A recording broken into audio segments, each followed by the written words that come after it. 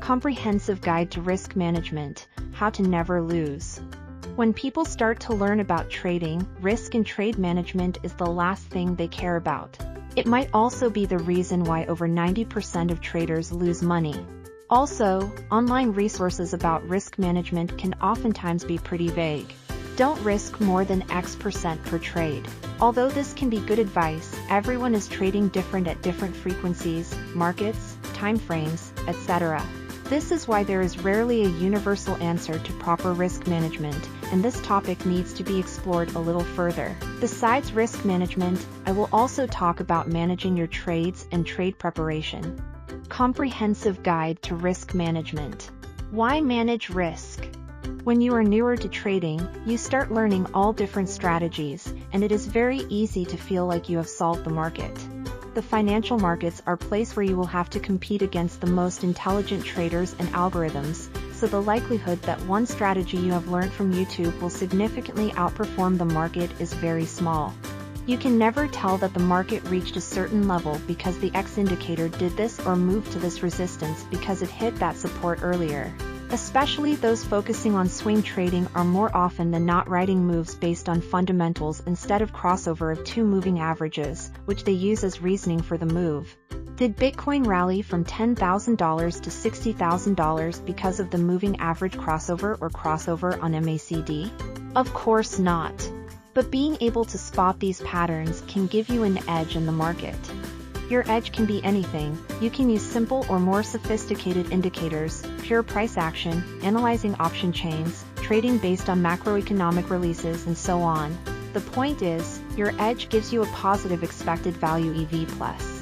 Expected value simply represents average results over a number of trades. If you look at this chart of 10-year German bond over the last couple of weeks, you can see that market reacted when it touched the naked volume point of control from prior sessions on most occasions. Of course, this can be your edge. I wouldn't use it as simple as that, but you can see this as a repeated pattern, and the market tends to react when it happens. Although you cannot solve the market, you can develop a strategy that exploits certain behaviors that work more often than not. Combining that with proper risk management makes you stay in the trading game for the long run. Risk management basics. Two factors are considered the basics of risk management: risk per trade and R. Risk per trade is simply a dollar or percent amount you risk per each trade. The risk to reward ratio tells you how much you are risking in comparison to your reward. For example, a strategy with a 1 to 2 risk to reward ratio, also known as 2R, tells you that for 1 unit of risk, you will have 2 units of reward.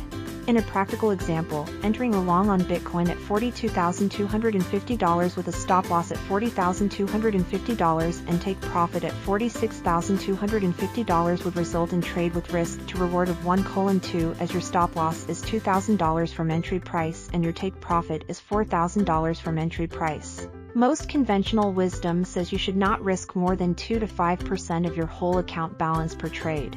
Although this is not false, it's much more complex than this. Let's say you have $10,000 in your trading account and come across a string of 8 consecutive losses. If you think having 8 losses in a low is unrealistic, let's take a look at this table that shows a probability of having consecutive losses within 50 trades based on the percent strike rate of strategy.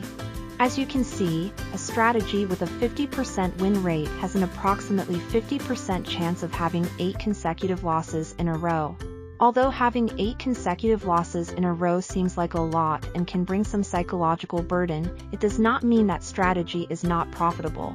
As you can see from this equity simulation, out of 50 random simulations with 100 trades using the strategy with 50% win rate and fixed 2R per trade, there is not a single simulation that would end up in a loss using a fixed 2% per risk on every single trade. Now, look at the same simulation with 10% risk per trade. Risking 10% per trade is almost unspeakable in the trading industry, as every mentor or educator tells you it's just simply too much, but is it?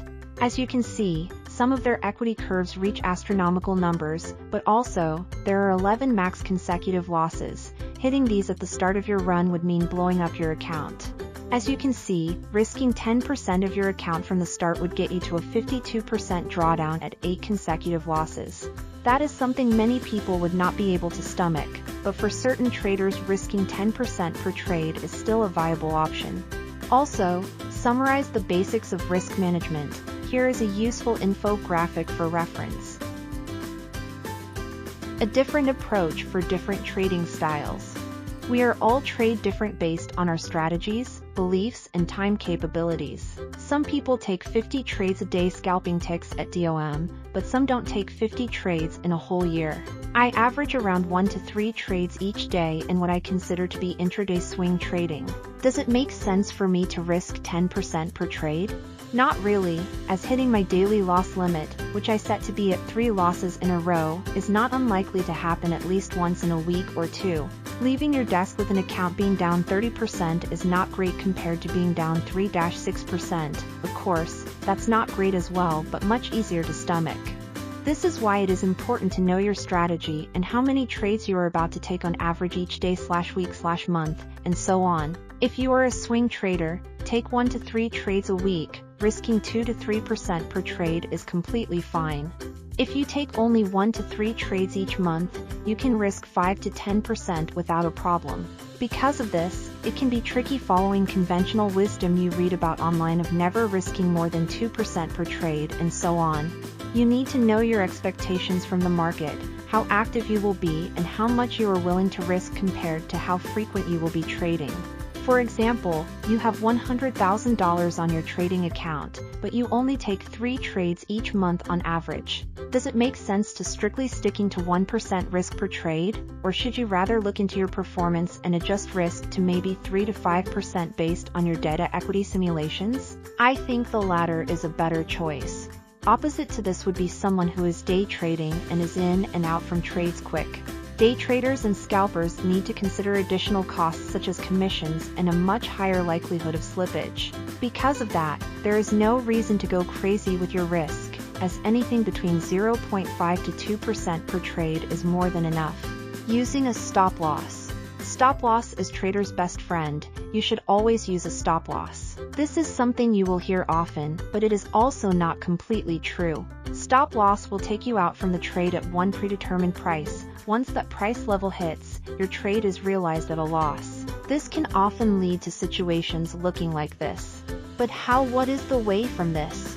The big advantage of using a hard stop loss is that you can easily calculate your position size to fit your risk parameters, and also you will get straightforward data when journaling your trades. This is why I always recommend those that are new to trading to use hard stops. Once you get more experienced, you will come across basically 2 scenarios where you might not want to use a hard stop. First of all, I feel it's necessary to mention again that you need to have experience with the market and trading. From my experience, trading without a hard stop is usually done with swing or position trades. If you were bullish on Amazon in 2018 to 2019 for whatever reasons and you wanted to build up a position inside the blue box, you could find it very hard to time the market at the exact bottom in this weekly chart. Especially after the first rejection weekly candle, you indicate a continuation higher but instead led to lower prices, and most likely a stop loss triggered. What a lot of traders or investors do instead is they average down inside their position and keep buying until the price hit their predetermined level, where they know they are wrong on the trade. Although they might not have a hard stop there, they might start to scale out of the trade and liquidate the position. There are many ways of doing this, but you will generally see this approach with traders that don't care too much about timing the market and rather scale into their positions using multiple orders. The second practice is using a soft and hard stop loss, which is much more suited toward short-term trading. It is also something I do from time to time, usually when I have a higher time frame bias and executing a trade on a lower time frame. As you can see on this Bitcoin 15-minute chart, you might want to get long if the market makes a false break prior swing low at support. Once you enter the trade, you don't want to see a new low that would invalidate your trade, but you also want to trade just a little room to move. If you look below the market, you can identify another level of structure that might be around twice the distance from your original stop, which is, in this case, low of the candle you used for entry.